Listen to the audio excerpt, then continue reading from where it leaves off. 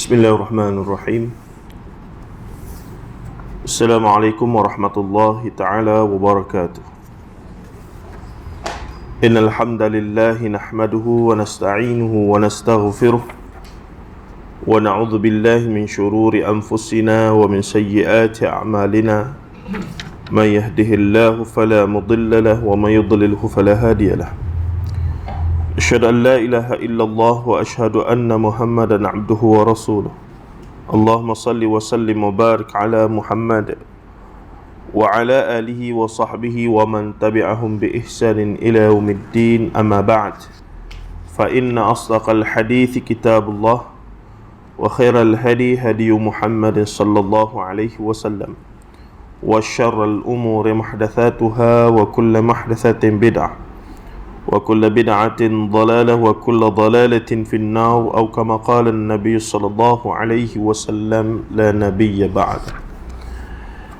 Bahagia Tuan Imam, Tuan Bila, pengerusi barisan ahli jawatan kuasa, tuan-tuan, ibu-ibu, ayah semati sekalian. InsyaAllah hari ini kita di penghujung kepada mukaddimah Pasak Minda, menggunakan buku Khurafat, Tahyul dan Mistik di Alam Melayu. Penting untuk kita mengetahui perkara-perkara yang disebutkan ini adalah kerana antara sifat ataupun antara, kita katakan, sunnatullah, untuk kita mengetahui perkara-perkara yang baik, maka kita kena tahu jugalah perkara yang buruk. Dia panggil muqaranah, perbandingan. Nak tahu tauhid yang sebenar-benar tauhid, maka wajib atas kita untuk kenal syirik yang sebenar-benar syirik itu. Begitu juga untuk memahami iman, maka kena kenal kufur. Begitu juga kalau nak kenal sunnah Nabi sallallahu alaihi wasallam, lawan kepada sunnah adalah bid'ah. Sebab itulah lawan kepada ahli sunnati wal jamaah, maka para ulama meletakkan istilah ahlul bid'ah wad dalal, golongan pelaku bid'ah dan juga golongan yang sesat. Baik. Jadi pentinglah untuk kita mengetahui Quran itu sendiri pun basyiran wa nadhira. Basyir, khabar gembira; nadhir, pemberi peringatan yang tegas, yang kuat. Tahzir, kita duk tahzir, yakni mengkritik, bahkan lebih teruk lagi, mengkritik dengan cara yang kita kata objektif dan juga agak keras lah tahzir ini. Baik. Jadi dalam muka surat akhir ini, kalau siapa tengok tu muka surat kita berhenti tempoh hari berapa tu? 1 panjang VII. Berapa lagi? Berapa lagi? 50 ataupun berapa tu? Kalau tengok tajuk dia tu ulasan Profesor Emeritus dalam bidang akidah dan tasawuf. Antara yang menjadi asas penulisan buku ini, yang menyebabkan saya rasa gagah lah, ataupun rasa agak kuat, dia panggil persoalan yang muncul itu untuk dijadikan sandaran, adalah bila membaca satu artikel yang ditulis oleh seorang Profesor Emeritus dalam bidang akidah dan tasawuf daripada UKM, pencen dah dia ni, iaitu Profesor Emeritus Datuk Paduka Zakaria Stapa, daripada UKM. Dia ni orang tasawuf lah, orang yang mengkaji tasawuf secara akademik, tapi tak tahulah dia pernah terlibat dengan tarikat mana-mana. Setahu saya tidak ada. Cuma dia ni memang jadi panutan orang yang kaji tasawuf dari sudut akademik itu di UKM. Dia tulis dalam satu artikel yang diterbitkan oleh Dewan Tamadun Islam bilangan 3 pada tahun 2019, muka surat 14 hingga 17. Tajuk dia menarik, Khurafat, Masalah Akidah yang Belum Selesai. Itu tajuk dia.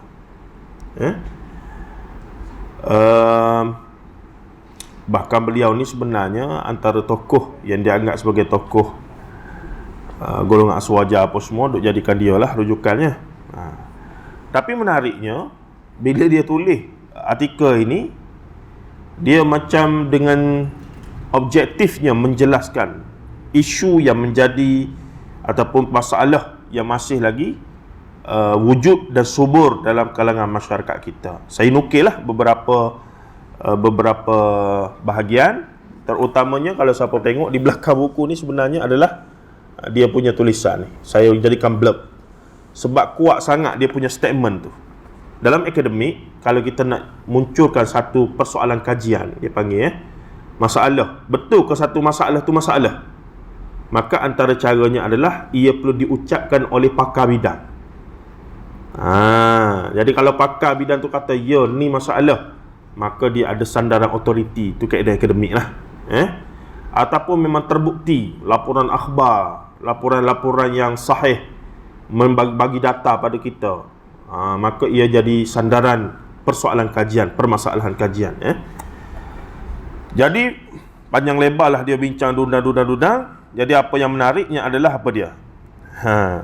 Kalau tengok di bawah tu, pada mukaddimah artikel beliau sudah menggambarkan sebuah kekecewaan. Ni ulasan saya, perenggan akhir sekali tu. Siapa tengok tu? Jumpa ada muka surat ni? Okey. Kalau tengok, saya tak baca semualah. Kita ambil lompat-lompat sikit sebab kita nak cepat. Kalau tengok perenggan akhir sebelum quotation tu, saya sebut pada mukaddimah artikel beliau sudah menggambarkan sebuah kekecewaan atau kegagalan dakwah Islam yang menyeluruh tanpa menafikan kejayaan yang hebat dan besar dalam bab lain. Saya sebut gitulah. Maksudnya nak kata Islam, dakwah Islam yang datang ke alam Melayu ni gagal secara total pun tak boleh, tuan-tuan. Paling tidak orang Melayu setelah jadi Islam zaman lepas Empire Samudra Pasai pada abad ke 1500 lebih tempoh hari, ataupun awal lagi lah. Kemudian wujudnya Empire Melaka, siapa-siapa pun tak dinafi bahawa Islam mainkan peranan besar. Wujudnya undang-undang Kanun Melaka, wujudnya pemerintahan yang mula gunalah nama-nama Islam, dan disebutkan pernah cuba untuk melaksanakan undang-undang hudud Islam dan seumpamanya itu. Jadi nak dapat tidak, kita tak boleh nafilah kata Islam yang datang ni, alam Melayu ni tak guna langsung. Tak boleh. Secara objektif dan insaf kita kena kata memang besar jasa dia. Kalau tak kita ni 50-50 lah. Kalau tok nenek kita tak Islam zaman Melaka tempoh hari, tuan-tuan, wallahu alam kita hari ni takdir Allah, keislaman tok nenek moyang kita dulu bermula daripada Empire Samudra Pasai, kemudian Melaka, kemudian Aceh, kemudian seluruh Nusantara ini boleh dikatakan berlaku dengan agak bahasa Inggerisnya smooth, maksudnya agak tenang berbanding dengan empire-empire lain. Kalau India, empire sana, Farsi ke apa semua, Rom tu semua melalui peperangan betul-betul perang punya. Tapi alam Melayu ni dibuktikan kemasukan Islam itu berlaku dengan secara beransur-ansur. Ini yang kita takjub jugalah. Walaupun akhirnya ada kesan yang tak bagus. Nanti kita akan bincang tu. Yang bagusnya memang terbukti Islam yang datang ke alam Melayu melalui toleransi, melalui diplomasi, melalui satu teknik dakwah yang begitu sekali akhirnya berjaya lah. Tidak berlaku pertumpahan darah, pertembungan yang dahsyat. Kalau tempat lain tu memang datang serang perang lah dulu. Tapi alam Melayu tidak. Dia mari dengan cara berkawan dulu, nak meniaga, nak ajak tu, nak ajak ni. Dan bila pendakwah-pendakwah Islam datang dan faham cara orang Melayu masa tu di Nusantara, khususnya di Melaka lah, bahawa kalau boleh Islamkan raja dalam istana, sultan tu raja lah masa tu, maka seluruh empire akan jadi Islam. So mereka tak buang masa lah. Buat apa nak dakwah seorang-seorang? Kalau pergi seorang-seorang setahun baru boleh berapa. Mereka terus pergi kepada istana dan mereka cuba faham dulu pengaruh Hindu-Buddha. Raja ni Deva Raja. Raja ni adalah jelmaan anak kepada dewa. Maka bila mari kita pasal Islam, Islam pun dalam Islam raja ni adalah khalifatullahu fil ard, wakil Allah atas muka bumi. Tak jatuh standard lah tuan. Tak jatuh standard. Dan Islam mengiktiraf raja secara keturunan. Bukanlah Islam. Sebab tu dalam sudut kepimpinan, Tidak ada satu SOP ataupun sunnah yang khusus. Mesti cara pilih pemimpin cara ini saja, tak ada. Cara pemilihan secara sebagaimana Abu Bakar, Umar, Uthman, Ali pun diterima Muawiyah, dan kemudian cara kaedah Muawiyah yang menurunkan kepada dia punya keturunan pun diterima. Tapi masalahnya kalau yang raja tu zalim tak zalim kena terima. Kalau yang pemilihan yang awal ni, Khulafa ar-Rasyidin, dia lebih terbuka dan lebih syura, yakni Quran sebut syura. Baik, apa yang berlaku adalah bila Raja Islam, seluruh empayar Melayu Islam masa tu secara umumnya. Semua rakyat yang asalnya tahap sembah lah raja ni, mula beralih pada sembah sultan, mula beralih pada sembah Allah Azza wa Jalla. Tapi proses yang panjang itu kemudian tidaklah semudah yang kita sangka. Walaupun mereka sudah Islam, banyak ciri-ciri Islam yang berpengaruh dalam kehidupan orang Melayu ketika itu, hampir keseluruhannya. Tapi kita jangan lupa, sebelum orang Melayu ataupun orang Jawa ke mana ni, orang Minang apa semua masuk Islam ni, mereka terlebih dahulu kuat dan juga berpengalaman. Waalaikumsalam warahmatullahi wabarakatuh. Dan begitu sekali kuat pengaruhnya dengan Hindu Buddha. Jadi ni isu, dan kita kata isu dan juga kita katakan sebagai latar belakang keislaman di alam Melayu. Jadi bila Islam mari, secara umumnya tok nenek moyang kita terima Islam 100%. Pun kena tengok pula Islam yang sampai ketika itu, Islam versi mana, aliran mana. Itu pun menarik juga untuk diberi perhatian. Ketika itu tahun bila? 1500 Masihi lah, Melaka jatuh 1511. Maksudnya 1500, 1400. Pada ketika itu di Mekah apa yang berlaku? Di dunia Islam, di belah-belah Asia Barat ni, di Baghdad, di Mesir, apa semua apa sedang berlaku ni? Orientasi keagamaannya orientasi aliran mana? Yang akhirnya mempengaruhi dan mewajahkan Islam di alam Melayu kita ni. Center dia Mekah lah. Center dia Mekah. Beberapa tesis PhD ataupun buku-buku yang ditulis tentang pengaruh ulama-ulama Melayu pada abad ke-16, 17, 18, 19, 20, daripada abad 15 tu sampai ke abad 20 zaman kita ni, dengan kaitannya dengan ulama-ulama yang berada di Mekah. Sebab zaman tu tak pergi Azhar, tak pergi Jordan lagi. Zaman tu tok guru mengaji agama mesti pergi ke Mekah. Jadi aliran mana yang sedang berkuasa di Mekah ketika itu? Saat munculnya tok guru orang Melayu, orang Nusantara ni pergi mengaji agama di Mekah, siapa yang menguasai Masjidil Haram? Tidak macam sekarang, tuan-tuan. Tidak yang kerajaan Saudi sekarang ini, baru sangat 1900 lebih baru mereka kuasai, dan sebelumnya Uthmaniyah, sebelumnya lagi. Jadi itu dia panggil genealogi. Dalam kajian akademik kita panggil genealogi, ataupun dalam bahasa Arabnya silsilah, ataupun dalam bahasa hadisnya adalah riwayah. Jadi nak faham situasi kita orang Melayu jadi lagu ni, kita kena tengok sejarah yang panjang perjalanan pemikiran agama dia, bukan tiba-tiba jadi begitu. Jadi bila kita faham yang ni lah, baru kita, oh patutlah demon ni sokong sangat kepada benda bid'ah. Kita faham kenapa. Itu penting. Kata Syekh Dr. Yusuf Qardawi, kita jadi da'i ni at least ada 6 cabang ilmu yang mesti kita kuasai secara ringkas. Dalam buku dia Thaqafatud Da'iyah, dia kata ada 6 cabang. Yang pertama thaqafah yakni ad-diniyah, ilmu Quran Sunnah yang kita duk mengaji nah. Quran Sunnah, usul tafsirnya, usul hadisnya, nahwu, sarah, balaghah, apa semua begini itulah. Tapi berkaitan agama Islam ni, itu asas paling. Yang kedua thaqafah at-tarikhiyah, dia kata ilmu yang berkaitan sejarah, mesti ada maklumat. Orang tanya hantu ada ke tidak, tu khilaf juga para ulama tu. Para ulama sejarah khilaf, hantu ni wujud ke tidak. Tu nanti saya menarik tu, nanti kita bincang insya-Allah. Banyak benda lepas nak cerita ni. Kemudiannya yang ketiga thaqafah al-adabiyah wal-lughawiyah.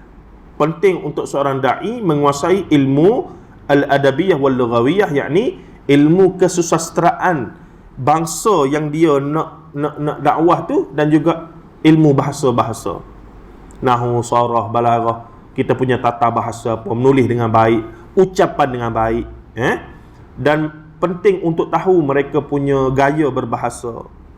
Bagaimana kalau pergi ke Kedah, ada perkataan yang orang Pantai Timur tak boleh sebut, walaupun perkataan itu sama tapi maknanya berbeza tu. Yang satu tempat mencarut, yang satu tempat lagi tak ada apa. Tapi kalau tak faham benda ni, akan merugikan gerakan dakwah. Salah sebut mulut. Kemudian terkata Syekh Dr. Yusuf Qaradawi lagi, penting untuk ada ilmu yang panggil al-ilmu al-thaqafah al-insaniyah, sosiologi, ilmu kemanusiaan, faham masyarakat. Itulah yang British buat bila dia mari jajah dunia pada dia dunia ni lah, dia faham. Bila dia pergi ke Indus, yakni India pada hari ni, orang India ni lagu mana cerita, dia mari hantar dulu pegawai-pegawai researcher dia. Orang Melayu ni macam mana nak bagi dia suka. Oh, dia ni kalau raja beres, semua beres. Maka kita pergi jumpa raja lah, macam pendakwah Islam tadi lah, bagi hadiah, bagi gaji tetap bulan-bulan, maka okey lah, boleh buat bisnes. Nah, orang Melayu ni dia kagum kalau orang luar datang boleh cakap bahasa dia walaupun 2-3 patah. Apa khabar? Oh, suka. Tu kita mudah amaze, kita mudah teruja. Itu tak boleh nafi kita mudah teruja. So mereka kaji. Orientalis ni siapa mari duduk ni di kampung, makan nasi sekali, duduk sila, habis lah tuan. Selesai masalah. Nasib baik tak bagi anak jadi menatu. Tapi nak katanya itu hebatnya, kita tak boleh nafi, itu hebatnya para penjajah orientalis ni, dalam dia nak jajah kita, nak ambil hasil masuk, dia kaji manusia. Dia panggil itulah ilmu sosiologi ataupun ilmu al-ijtimaiyah, al-ilmu al-ijtimaiyah, memahami masyarakat, orientasi masyarakat, gitu gini. Benda-benda begini kita kadang-kadang asatizah ni, orang ngaji agama, tak ambil penting. Walha cara bercakap tu pun dah penting sebenarnya. Kita nak pergi jumpa masuk orang asli, nak pergi Sabah Sarawak, dakwah, semangat ni nak pergi dakwah, tak boleh masuk begitu-gitu tuan-tuan. Na'udzubillah, kalau kita sendiri tak kuat dengan mereka tu, ilmu hitam macam-macam, hilang tuan-tuan. hilang apa, malah sebutlah hilang. Boleh jadi benda tak baik pula pada diri kita. Jadi ada dia punya kaedah-kaedah, dan ini penting. Kemudian Syekh Dr. Yusuf Qaradawi kata lagi, selain pada saqafah ad-diniyah, at-tarikhiyah, al-adabiyah, wal-lughawiyah, al-insaniyah, al-ilmiyah, thaqafah al-ilmiyah, sains. Tak boleh pisahkan agama dengan sains. Agama Islam tak pernah bercanggah dengan sains. Bahkan banyak fakta saintifik dalam Al-Quran yang kemudian sains moden buktikan. Sains moden buktikan. Contohnya proses embrio, proses fetus, embrio lah, apa semua lah perut. Kita belajar masa sekolah rendah dulu, sekolah menengah dulu je tu. Quran duk cerita 1400 tahun dulu. Sains moden guna alat mikroskop apa semua itu begini ni baru jumpa dalam 100-200 tahun ni baru. Maka bagaimana seorang yang namanya Muhammad, tak pernah mengaji sekolah, masuk universiti, duduk tengah-tengah padang pasir, tak pernah lah ada apa begitu begini, boleh cakap proses daripada air mani bertakuk dalam ovum, duduk di alaqah, di alaq, yakni di dinding rahim, kemudian bersenyawa dalam masa 40 hari, ada pulse dan ditiupkan roh, kemudian proses jadi segumpal daging, ada tulang gini-gini sampai lahir 9 bulan. Ini bukan kerja seorang manusia yang tak mengaji sekolah ni, tapi wahyu. Yakni qala Allahu fil Quranil Karim. Maka Rasulullah cerita benda tu. Dan sains moden approve baru 100-200 tahun ni saja. Maka kita i'tiqad, kita orang Islam, Quran pasti tidak akan bercanggah dengan sains. Sains akan datang approve Quran. Kalau kata belum lagi jumpa benda Quran sebut, belum lagi jumpa, maka sains tak jumpa lagi. Maka sains ni duduk bawah, bukannya sains tu duduk atas. Quran approve sains, tu salah. Bagi kita orang Islam tak boleh lah begitu. Barat, mereka jumpa sains dulu, dan dia baca Quran. Quran sebut sama lah. Kemudian baru dia kaji Quran. Oh, betul Quran, this is the word of God. Baru dia masuk Islam apa semua tu gini. Kita tak boleh lah begitu. Kita orang Islam dah. Maka kita kena tak Quran macam-macam mana pun betul. 6,236 ayat kita beriman, iktimad, mu'tamad. Ini adalah wahyu yang tak mungkin cerita benda tak betul. Kalau nampak adalah macam nampak tak betul, yakinlah bahawa sains yang belum jumpa kebenaran hal tersebut, bukan sebaliknya. Begitu. Maka ulama-ulama dalam bidang ijazul ilmi dia panggil mukjizat fakta saintifik dalam Quran. Bukan ada setengah sekarang alirannya duduk cari sains, cari Quran tempek. Bukan begitu. Ni fakta saintifik yang ada dalam Quran, tapi kemudian dibuktikan secara fakta saintifik, bukan teori bukan teori, tapi fakta. Maksudnya kalau 10-100 tahun lagi pun dia takkan berubah. Apa dia? Kitaran hujan yang berlaku daripada pemenjeluapan. Itu 1000 tahun, 2000 tahun lagi pun memang orang kata hujan berlaku kerana kitaran tersebut. Quran sebut perkara hal. Ni jadi kena ada anak-anak kita ni yang duk hafal Quran ke berapa begitu begini, kena ada asas-asas ilmu ini. Kalau tidak, tempang kefahaman dia tentang Islam. Jadi itu yang jadi bila mutaakhir muncul isu-isu tentang perubatan apa semua tu, dia jadi bagus, alim, soleh. Tapi bila tu dia tak boleh nak bezakan antara teori yang boleh berubah-ubah dengan fakta yang sudah kita panggil muktamad, itu dia punya keputusan. Fakta saintifik dengan teori saintifik, dua isu yang berbeza. Baik, kata Syekh Dr. Yusuf Qaradawi lagi, kemudiannya saqafah yang keenam, dia bagi 6 semua. Yang terakhir adalah saqafah al-waqi'iyah, ilmu semasa. Dia kata dalam konteks ni dia syarah, dia kata ilmu semasa ni aliran pemikiran secularism, feminism, apa semua benda-benda begitulah.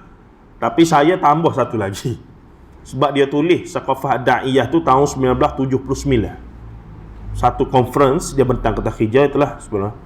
Kemudian pada tahun 2010 tempoh hari, Syekh Dr. Yusuf Qaradawi telah tulis kitab yang bertajuk Fiqhul Jihad. Fiqhul Jihad. Dalam tu ada bab khas, dia kata pentingnya untuk orang Islam zaman ni. Tujuan dia tulis Fiqhul Jihad tu untuk counter terrorism lah, golongan ISIS, Daesh apa semua tu. Tu tujuan dia tulis Fiqhul Jihad. Yang sebenar adalah ikut Quran ini. Jihad tu bukan perang qital, al-qatl an-nafs, yakni jihad qital, bunuh tu tidak. Itu jihad dalam Islam lebih luas pada tu. Juhud, sungguh-sungguh dalam ibadah, sungguh-sungguh dalam belajar ilmu, sungguh-sungguh dalam invent sains teknologi, itu jihad. Kemudian Syekh Dr. Yusuf Qaradawi ada satu bab khas, dia kata pentingnya orang Islam hari ini kuasai media sosial. Bahkan Syekh sendiri masa tu kata, aku bagi duit aku seberapa banyak untuk buat website islam.com ke apa semua tu. Yang menjadi sebabnya, kalau kita tidak ada orang yang ambil peranan ni, macam buat video apa semua ni, maka siapa dia yang ada banyak video dalam tu? Aliran sana lah. Jadi kukuk mana kita pun kena banyakkan juga, supaya masyarakat ada alternatif.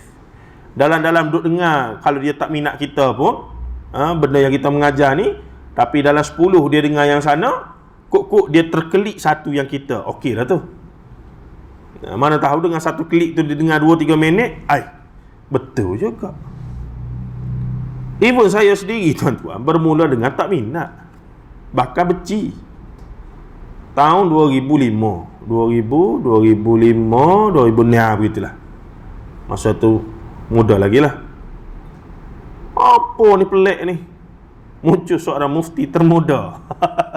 Apa benda tu seperti ni macam-macam dia tak setuju ni, itu ni. Tapi disebabkan tak suka tu, saya baca tulisan dia di mana Mingguan Malaysia, utusan minggu hari Ahad tu lah, ada kolom pena mufti apa benda tu.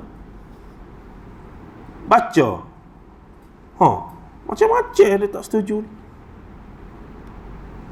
Minggu depan baca lagi. Betul juga. Betul juga kata dia. Minggu sekali lagi, nak kata apa pula ni minggu ni? Apa lagi tak puas hati ni? Baca. Betul dia kata ni. Cara dia susun hujah, dia letak nas, dia sandarkan, dia buat kesimpulan. Tak salah lagu ni. Belum betul lagi, tak kata betul, tak salah ni. Okey ni. Baca. Lama-lama, inilah sepatutnya. Tak apa dah tu. Tak lama mana, baca. Tapi sebab sikap kita nak baca tu dulu. Ini masalah baca tak nak, dengar tak nak langsung, memang tak ada apa lah. Tak boleh tolong lah. Tuan-tuan dan puan-puan rahimahullah. Jadi, ringkas ceritanya, itu 6. Dia panggil saqafatul da'iyah. Saqafah ni, kalau terjemah literal, budaya. Mungkin dalam konteks saqafatul da'iyah ni adalah, dia boleh kata keilmuan lah. Ilmu-ilmu, ataupun kita kata, satu-satu persediaan. Macam mana saqafah ni, istilah dia agak ni dalam bahasa Arab ni. Thaqafah terjemahan literal budaya lah. Keilmuan lah kita boleh kata, ilmu-ilmu yang wajar dikuasai itu. Baik. Selesai di situ. Tengok dia kata apa ni. Jadi saya sengaja nukilkan, walaupun dia ni tidak daripada aliran yang cenderung kepada salafiyah, tetapi apa yang disebut dalam artikel ni adalah satu benda yang benar. Dia kata apa di situ? Pada mukaddimahnya. Walaupun Islam telah bertapak dan berkembang secara meluah di rantau Nusantara sejak abad ke-14 Masihi lagi, namun umat Islam ternyata masih belum berjaya menyelesaikan persoalan akidah. Maka soalan saya muncul, adakah pendekatan ni kalau sebut ni marah congek ekor lah. Apakah pendekatan pengajian akidah yang mari jadi aliran rasmi di Nusantara buat sekian lama gagal melahirkan masyarakat Islam yang jelas apakah itu tauhid, apakah itu syirik? Aliran mana tu? Sifat 20 lah. Itu tanggapan ketika itu ya. Ni dia dedahkan secara tak langsung, dia dedahkan ni. Siapa dia ni? Orang sana. Profesor Emeritus Datuk Zakir air hidup pun lagi. Bahkan antara pakar rujuk Jakim pun bahagian akidah, tasawuf apa semua tu. Maka dia sendiri sebut setelah 14 abad 1000 berapa ni? Semenjak abad ke-14 Masihi. Sekarang ni 21. Berapa lama ni? Tahun 1500 lah ni. Sekarang ni 2020 lebih dah. Dia sendiri akui memang nampak macam tak berjaya secara dengan baik. Berjaya secara umum, jadi Islam lah belakang kita, pakai nama Islam apa semua. Tapi kalau tengok betul-betul, macam tak selesai lagi ni. Nak kata lebih 50% pun, dia superficial, dia macam luar saja nampak macam settle dah. Tapi bila tengok balik, nampak tak? Jadi dia kata pula gitu. Namun umat Islam ternyata masih belum berjaya. Sudah berlalu hampir 8 abad beragama Islam. Yang ini 800 tahun. Umat Islam di rantau ini terus bergelut dengan persoalan asas, yakni dalam kehidupan beragama, iaitu persoalan akidah. Khususnya yang berkaitan dengan hal-hal yang boleh menyebabkan kesyirikan. Asal akidah lah tu. Lawan kepada tauhid, syirik. Kalau yang ni pun tak jelas lagu mana akidah ni. Dia pun kritik ni. Sebab tu saya nukil perkataan dia. Dalam tak sedar dia sebut benda tu. Dia akui. Maka soalan saya masa tu, adakah ini bermaksud pendekatan pengajian sifat 20 gagal? Sebut begitu tuan-tuan terbalik muka. Terbalik habis. Sini yang berani sebut ni.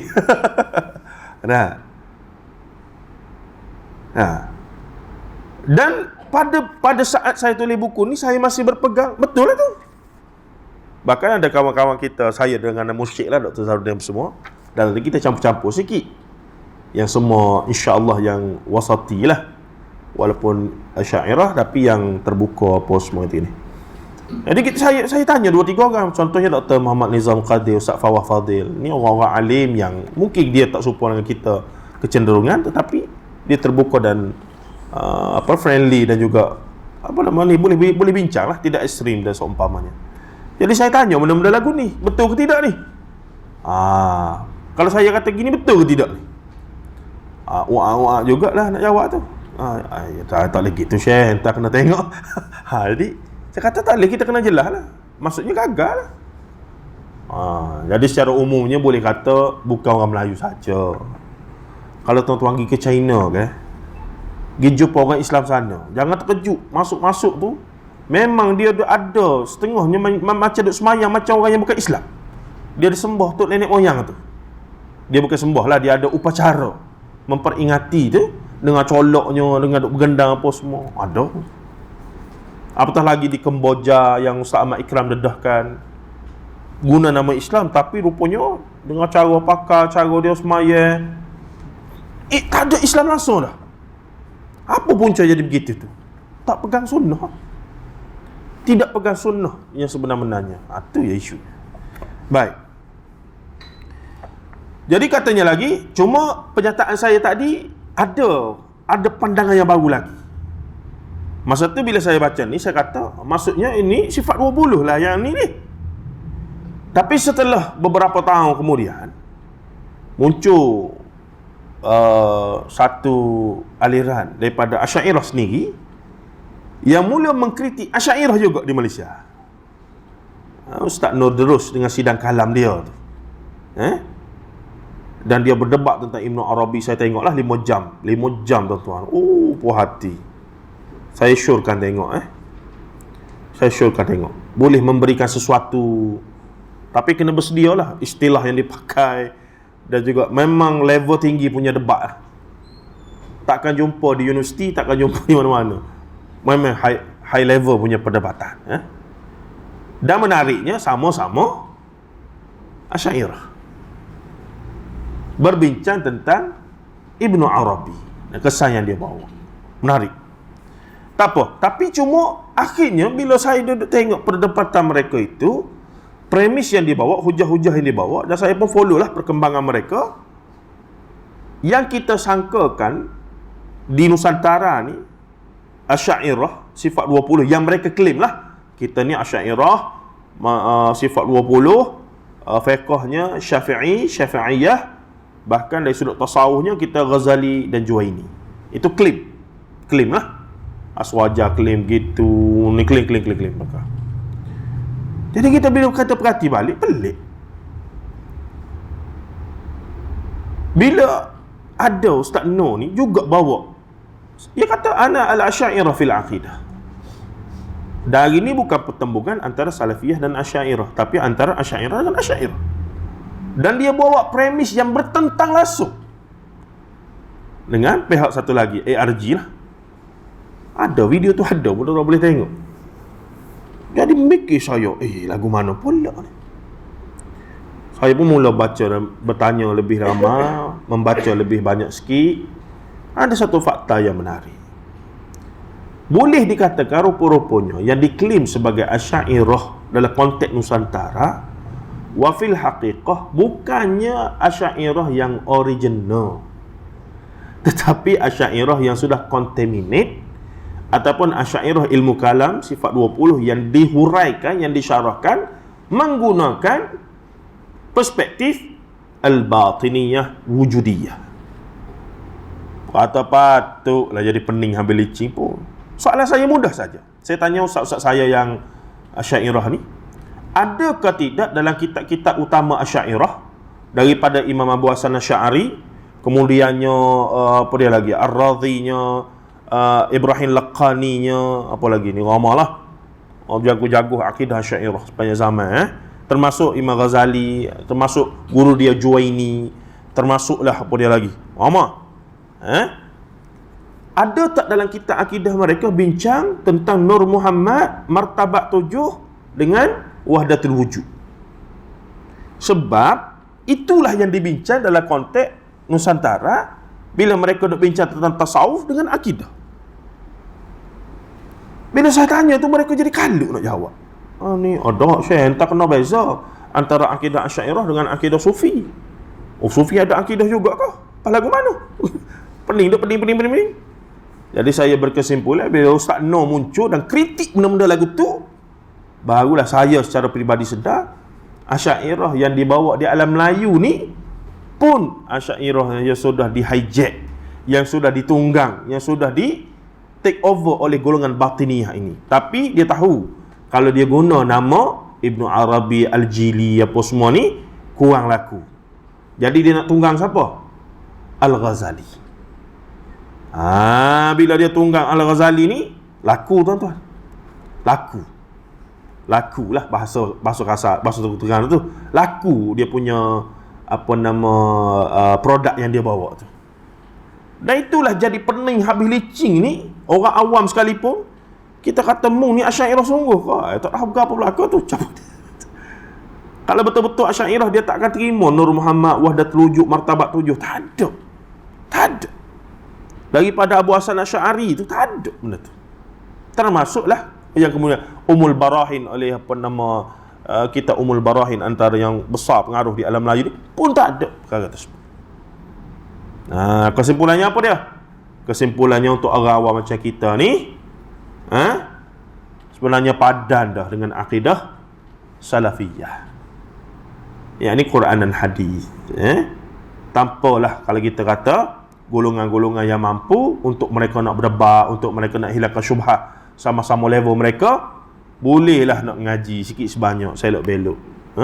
Akidah yang guna kaedah logik, mantik apa semua tu. Itu untuk tujuan tertentu. Qardawi kata dia ngaji sifat 20 ni pun bila dah masuk Universiti Al-Azhar. Sebab nak faham benda tu. Tu saja. Baik, balik pada cerita kita ni. Makanya hamba Allah ni yang saya rujuk ni kata apa dia? Beliau kemudian menyatakan dengan nada kehairanan bagaimana yang saya hujahkan sebelum ini sebagai keistimewaan pemikiran beragama orang Melayu ini. Iaitu dia kata apa dia? Proses pendidikan dan pendakwahan yang dijalankan sekian lama kelihatan tidak dapat mencabut sepenuhnya akar umbi dinamisme animisme. Ni Mambang punya cerita ni. Mambang ruh-ruh punya cerita ni. Yang bertapak di dasar kehidupan budaya dan tradisi umat yang sudah memeluk Islam. Mereka masih menaruh kepercayaan dan keyakinan terhadap perkara khurafat yang boleh mencemarkan dan meruntuhkan pegangan akidah. Sekalipun sebahagian daripada mereka masih dengan kepercayaan berkenaan, tetapi mereka turut mengamalkan amalan Islam seperti solat dan puasa.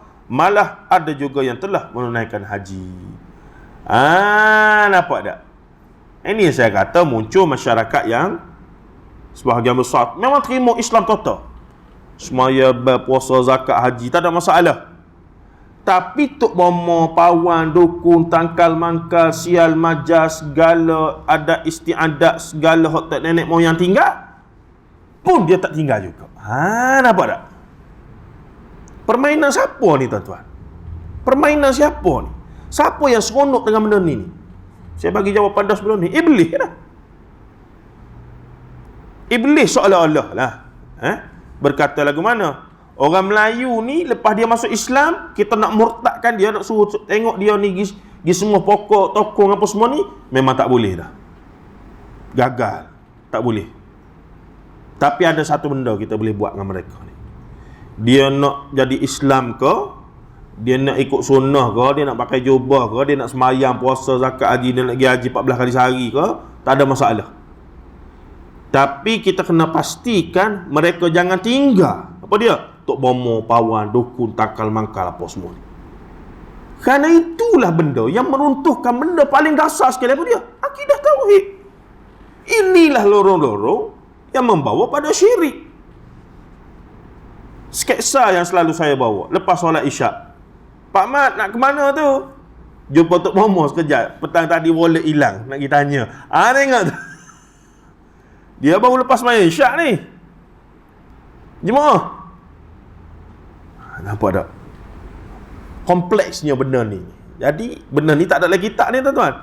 Dia kena mengaji ilmu sosiologinya, kena pergi falsafah sikit. Bukan kita mengaji falsafah untuk jadi ahli falsafah, tapi untuk tahu macam mana falsafah ni merosakkan akidah orang Islam. Macam mana saya nak kata, falsafah Greek mengarut, sedangkan saya tak mengaji pun falsafah Greek. Jadi kena adalah maklumat sikit. Apa dia mengarut tu? Buat statement umum sedap, falsafah mengarut. Tapi kenapa yang menyebabkan dia mengarut tu? Perincian itu yang lebih menyebabkan kita jadi betul lah, akidah tauhid lah yang the best. Inilah yang menjadikan falsafah ni lah benar-benar menyebabkan syirik, menyebabkan manusia syirik pada Allah Ta'ala. Kebetulan hari tu jumpa dengan Ustaz Asri, dia mari UAE. Jumpa duk sembang lebih kurang. Saya sebutlah benda ni kat dia. Dia kata, itulah Syekh, sepatutnya lagu tu lah. Bukan bermaksud nak suruh kita semua, bukan kita semua. Ada setengah-setengah orang yang takhasus, pakar-pakar ni, yang nak jadi pakar ni, dia kena mengaji sampai tahap pakar lah. Macam Al-Ghazali, bila dia nak kritik falasifah, dia mengaji falsafah, dia kata, kalau kata laut falsafah tu, dia terjun sampai jumpa dasar, baru dia berhenti dan dia kritik apakah benda yang tak betul dalam tu. Sebagaimana kalau kita dengar Fadilatul Syekh Maulana Muhammad Asri Yusof kritik Syiah, dia kritik tu tulaitai kalau bahasa Kelantan ni, dia kritik, dia cerita tak betulnya Syiah ni sampai ke tulah hitam. Sebab apa? Sebab segala makneka buku Syiah tu dalam bahasa Arab, dalam bahasa Urdu, dalam bahasa Farsi, dia baca, dia kaji, dan Syiah dia tengok dengan butir mata masa dia mengaji di India, Pakistan. So bila dia kata benda tu valid benda tu. Tu. Baik, jadi secara tak langsung Tok Syekh kita ni, Profesor Emeritus Zakaria Setapu, saya tak tahulah dia, saya tak pernah jumpa dia, saya tak pernah mengaji dengan dia, saya tak pernah ada dalam majlis dengan dia. Nah, tapi beberapa buku dia saya beli dan baca lah untuk saya nak faham benda-benda macam ni.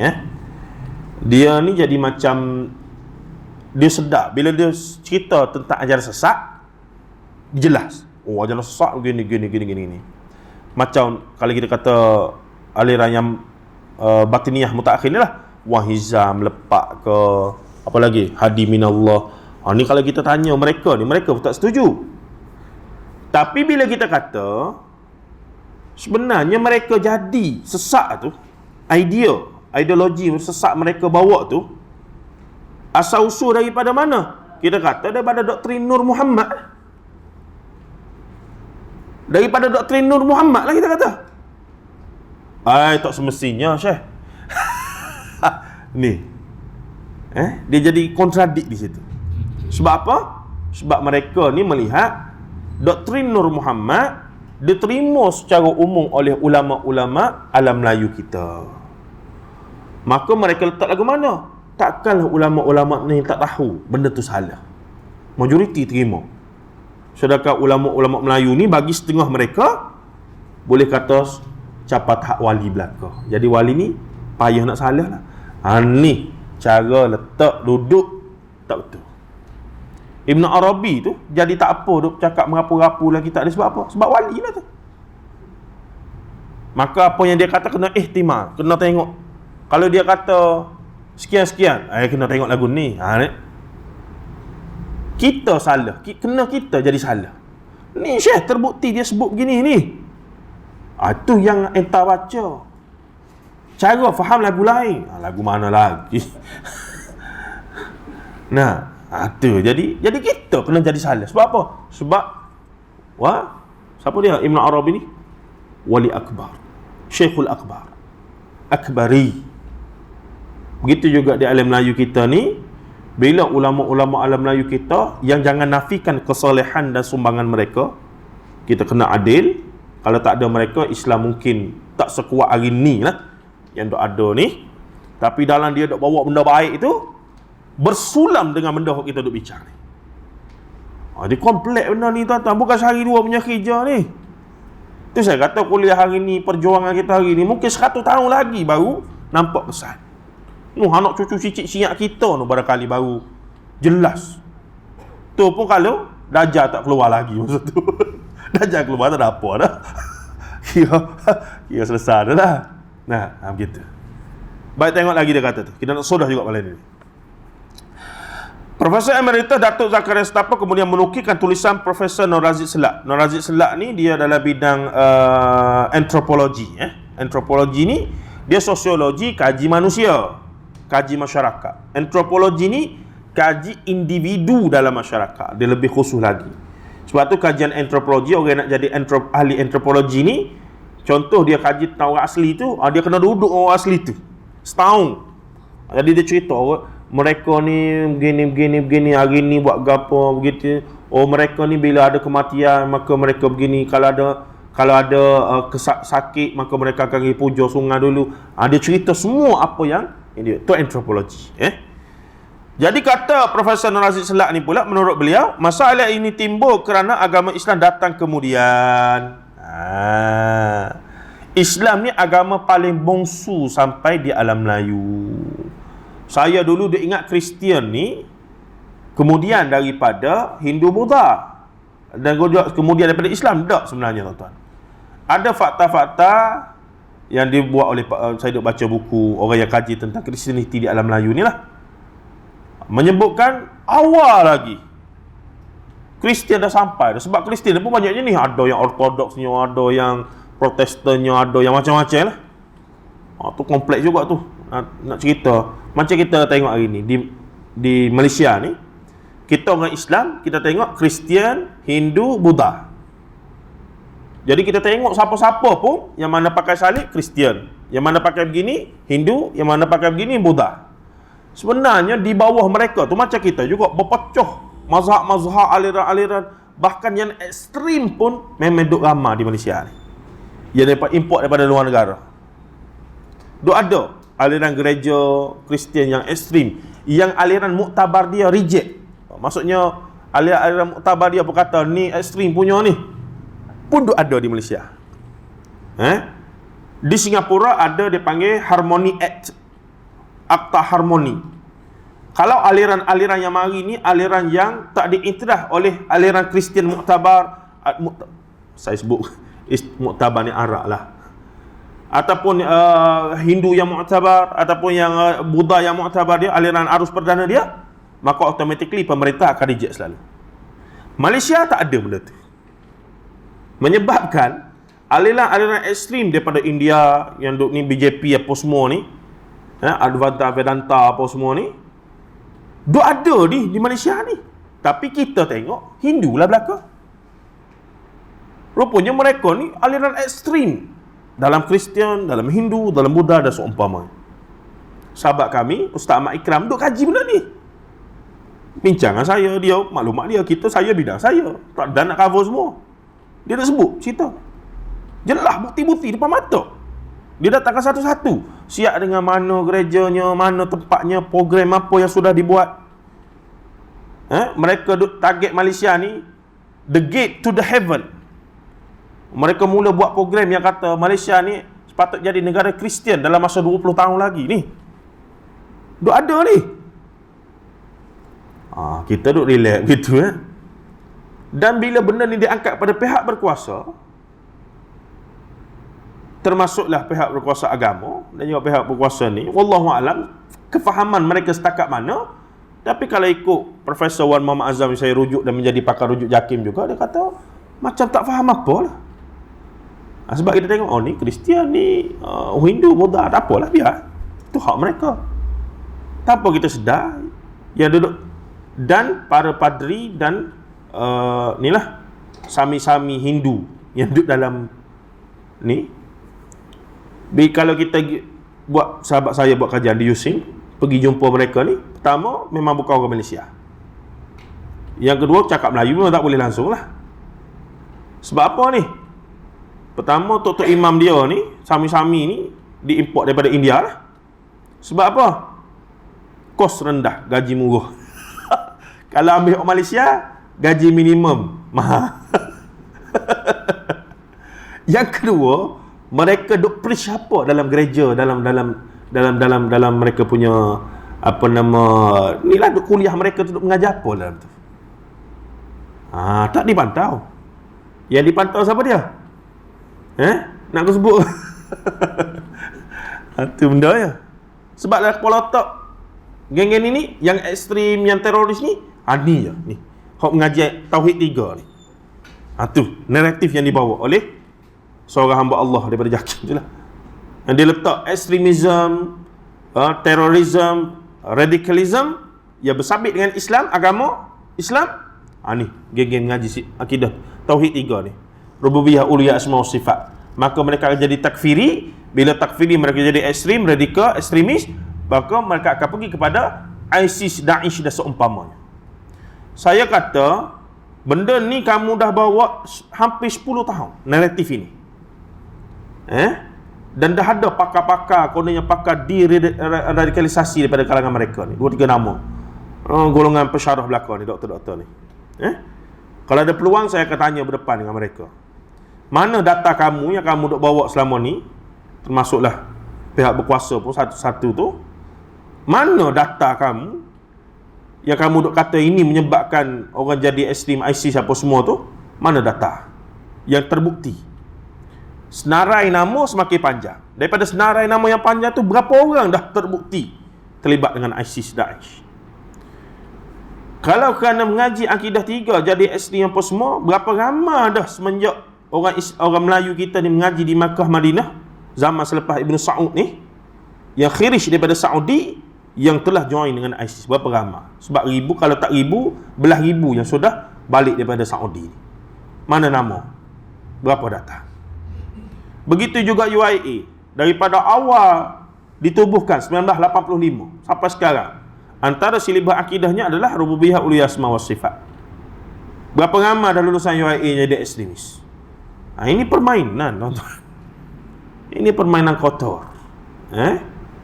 Bila kita kata yang jadi ajaran sesat ni, nama-nama yang diwartakan oleh mereka sendiri, Hadi Minallahnya, Wan Hizamnya, Ahmad Laksmananya, ini antara puncanya adalah apa? Doktrin Nur Muhammad. Jangan kata gitu. Itu salah mereka, salah faham terhadap doktrin Nur Muhammad. Lepas tu yang dia ada bawa naratif kerana mengaji akidah 3 jadi ekstremis. Tu memang salah akidah 3. Takkah pening lagu tu? Takkah pening lagu tu? Ni benda yang kalau kita ada hujah, fakta, insya-Allah kita boleh berdepan. Kita boleh berhujah dan berdepan, dan kita akan berani tanya soalan. Mana data kamu? Berapa ramai? Dan semenjak hamba Allah daripada pihak berkuasa pindah tak jaga dah bahagian tersebut, tak ada dah tangkapan ISIS apa semua ni. Dah selesai kan masalah tu? Lepas dia pergi Johor, kemudian dia balik semula Bukit Aman sekarang, tak ada dah tangkapan tuan-tuan. Selesai dah kah? Jadi itu benda-benda yang kalau perhati balik memang permainan jahat lah. Mana-mana aliran akan cuba menjadi aliran arus perdana dengan mendapatkan dukungan waliul amri. Jadi politik agama ni sama jahat, sama musuh, sama dahsyat dengan politik kekuasaan. Ketika Mu'tazilah menjadi aliran arus perdana di zaman Abbasiyah tu, Mu'tasim apa semua tu, Imam Ahmad bin Hanbal dihumban dalam penjara, disebat, diarak tengah jalan sampai kawan tu hampir putus nyawa lah, takdirnya panjang nyawa. Lepas 3 khalifah diangkat balik menjadi tokoh lah.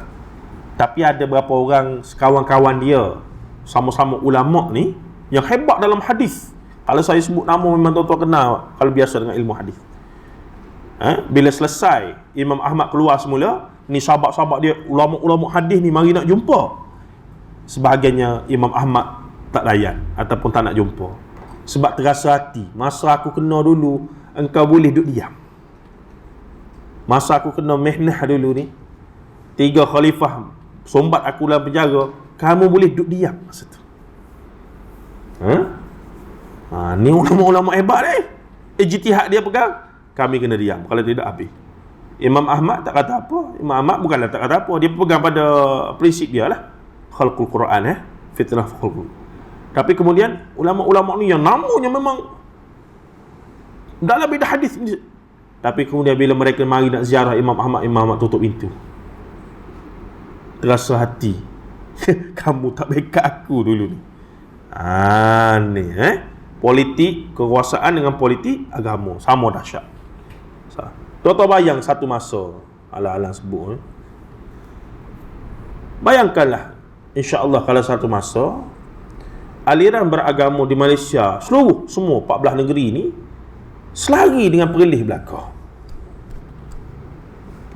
Bayangkan apa jadi pada ustaz-ustaz yang sangat garang mutakhir ini di premis mereka masing-masing. Apa jadi pada mereka? Apa lagi kedudukan yang mereka nak boleh ada? Tu sebenarnya. Sudah tu, banyak dah tu. Boleh fikir sendiri. Baik. Katanya lagi di sini, mereka takut hendak meninggalkan yang lama. Akibatnya yang lama disimpan, manakala yang baru diambil. Mereka mengambil yang baru tetapi masih hendak menyimpan yang lama. Malah sehingga kini kita dapati orang yang menjalani ajaran Islam dengan baik, mereka menunaikan semua rukun Islam dengan baik, mereka sembahyang dan puasa, mereka bukan setakat yang wajib pada bulan Ramadan, malah puasa-puasa sunat lain. Mereka menunaikan fardu haji lebih daripada satu kali, akan tetapi pada masa yang sama, yang lama mereka tidak tinggalkan. Jika mereka ada membela hantu raya, ini menarik ya. Mereka tidak mahu membuangnya. Semaya bel tak tinggal, hantu raya ada. Lagu mana ni?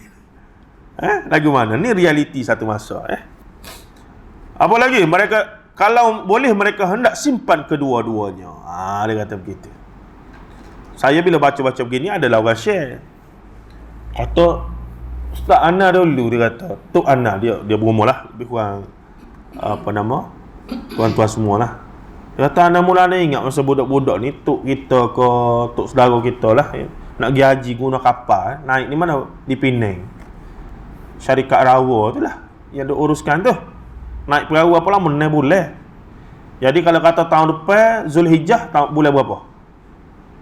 Raya puasa bulan 4, bulan 5, bulan 6, lebih kurang bulan 6, bulan 7. Maksudnya Januari tu betul tak? Prong lama tu 6 bulan tu. Itu kalau pergi tu memang wasiat belaka dah. Tak ada. Kalau kata apa nak selesai. Jadinya bila pergi jauh ni, perangai orang Melayu dulu dia ada pendamping.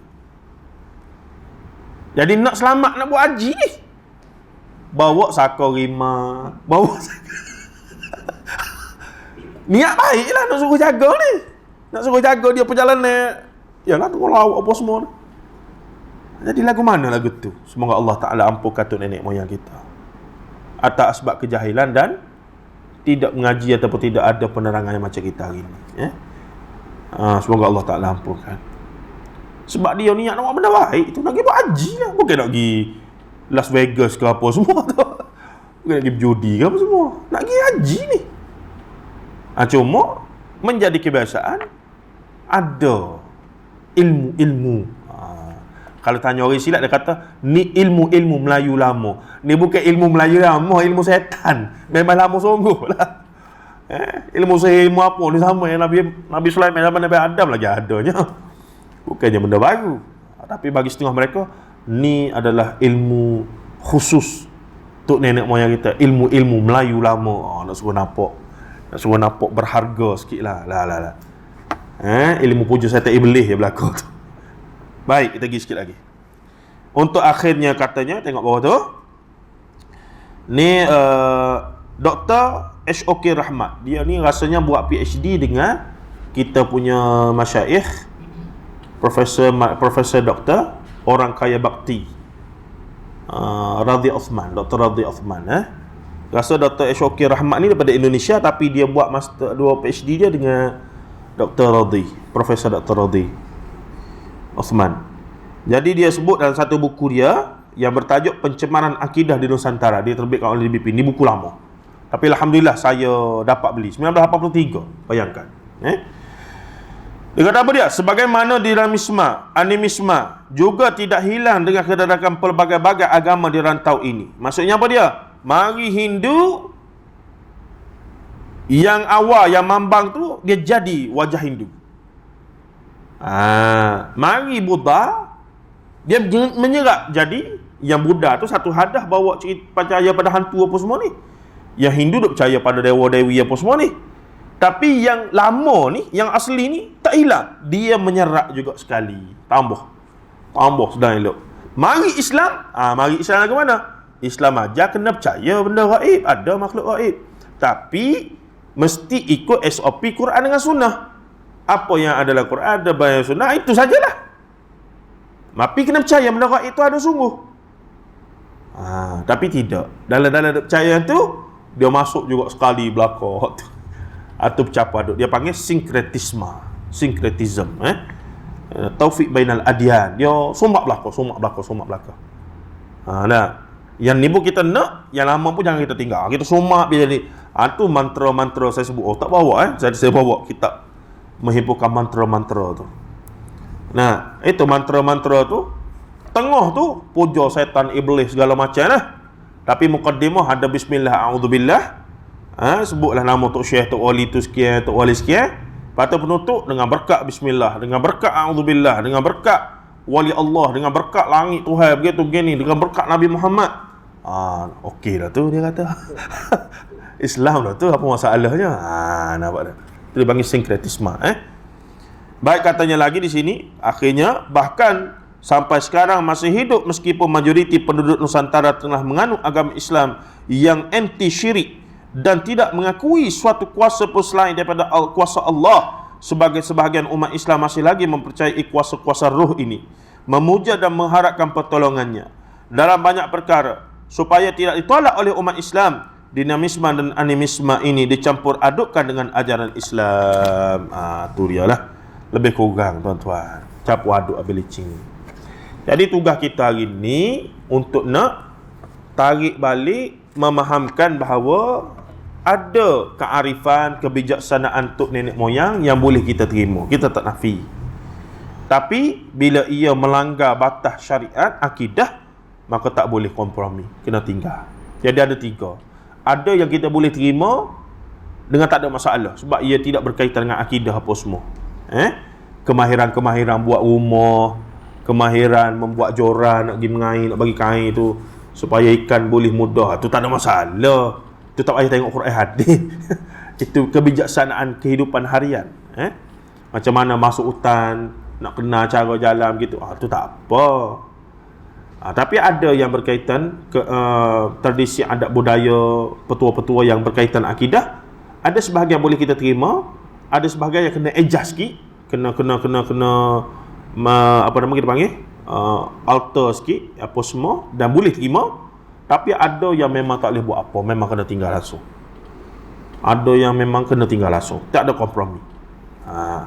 Jadi bila nak fahamkan benda ni lah jadi masalah. Saya baru lepas baca buku Dr. Abdul Rahman Abdullah yang bertajuk tentang kebatinan Jawa, aliran kebatinan Jawa. Menarik buku tu.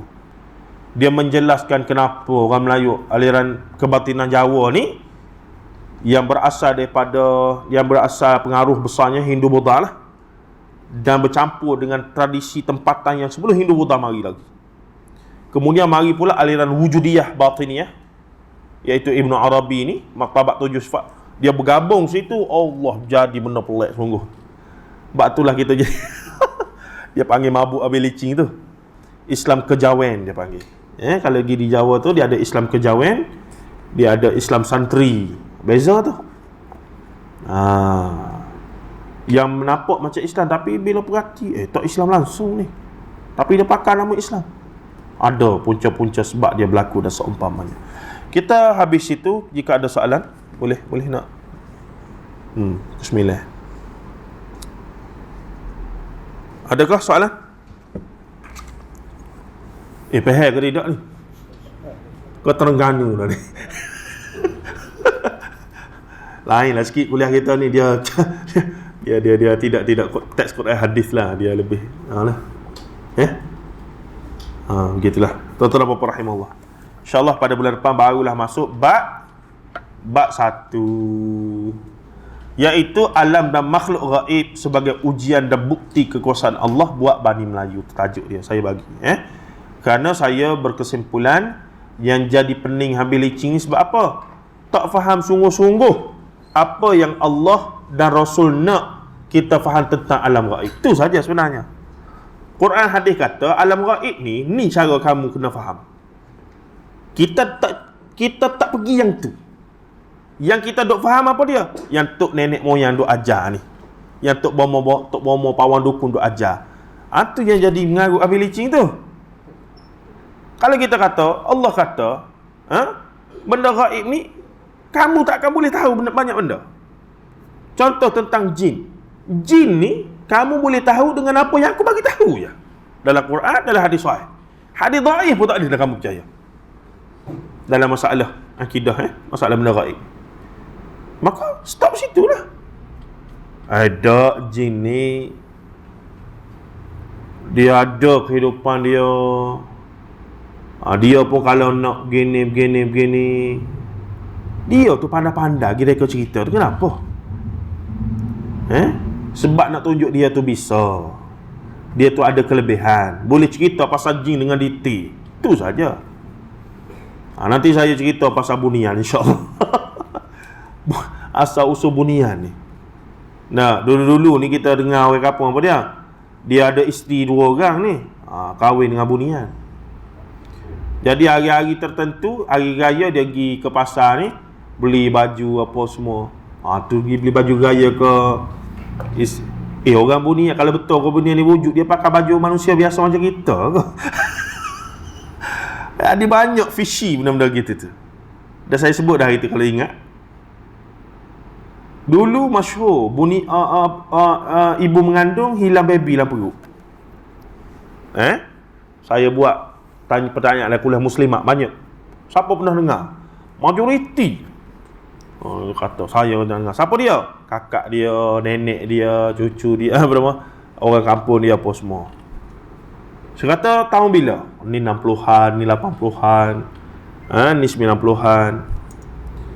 Saya kata, okey, saya nak tanya soalan kedua. Siapa pernah dengar orang mengandung hilang bunian selepas tahun 2000 dan ke atas? Angkat tangan. Tak ada seorang. Saya kata pelik ni. Adakah bunian sudah boring ambil orang Melayu punya baby? Dan kenapa baby orang Melayu saja? Kalau nak kira comel, baik ambil orang Cina punya.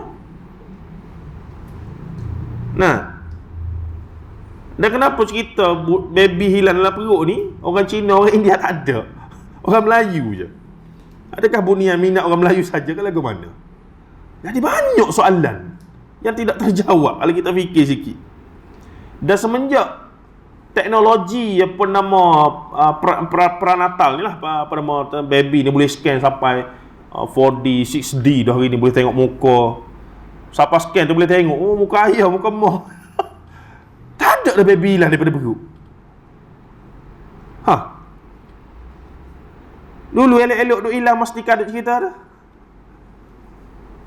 Tengok tuan-tuan, banyak benda yang bila kita tengok balik, ternyata benda-benda yang direka-reka kadang-kadang tu khurafat lah, dicipta sebenarnya. Tak ada pun asah apa semua macam ni. InsyaAllah ada peluang kita akan sambung. Wassallallahu alaihi wasallam Muhammad wa ala alihi wa sahbihi ajma'in walhamdulillah rabbil alamin. Assalamualaikum warahmatullahi taala wabarakatuh.